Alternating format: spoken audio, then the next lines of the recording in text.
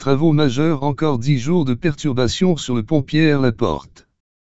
Patience et adaptation seront de mise pour tous les usagers du pont Pierre-Laporte avec le deuxième et dernier blitz de travaux de réfection de la chaussée qui a démarré hier soir sur le tablier sud et qui se poursuivra pour un maximum de 10 jours.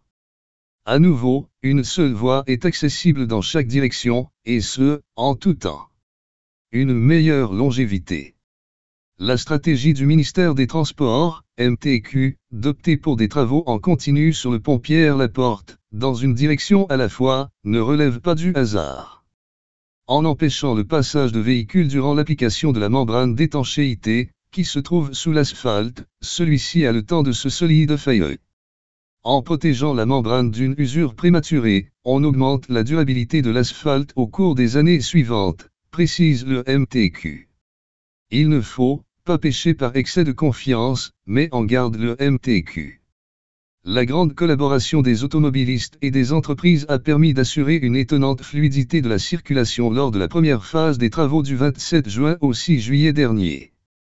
Cela ne doit pas faire oublier qu'une congestion importante pourrait s'installer à tout moment de 6h à 22h, prévient le ministère des Transports, MTQ. Ce que l'on craint, c'est que les gens tentent leur chance. Lors du premier blitz, il y a eu des 60 minutes d'attente, mais ça aurait pu être encore pire, alors imaginez si les gens prennent ça à la légère cette fois-ci, souligne Gilles Payet, porte-parole du MTQ.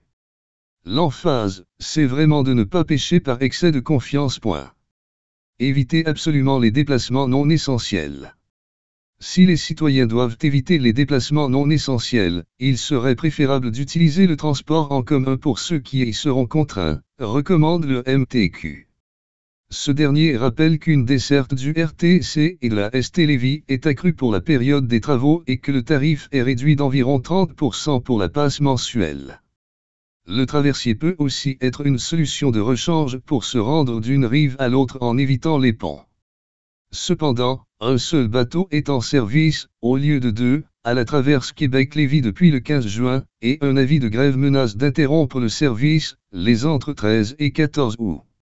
Un plan et plusieurs inconnus. Le ministère des Transports soutient avoir tout mis en œuvre pour assurer le bon déroulement de l'opération, mais plusieurs impondérables rendent la congestion routière difficile à prévoir.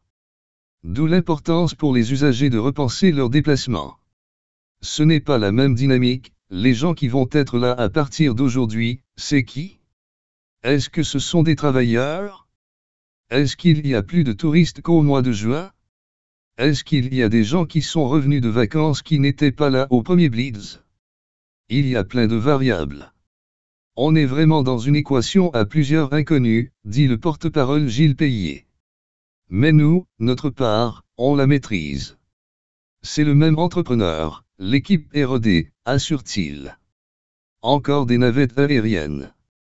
Go Hélico proposera à nouveau son service de navette en hélicoptère reliant l'aéroport de Québec à l'aérodrome de Pintendre. Ça a vraiment bien marché la dernière fois.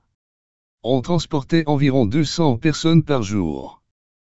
Possiblement qu'on a eu un bon impact sur le trafic du pont, estime Stéphanie Huot, directrice générale du complexe Capital Hélicoptère.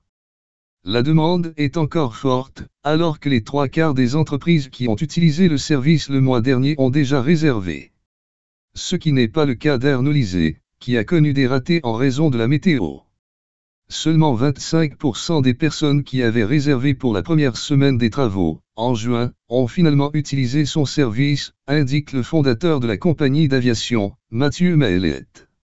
Le service sera tout de même offert dès aujourd'hui.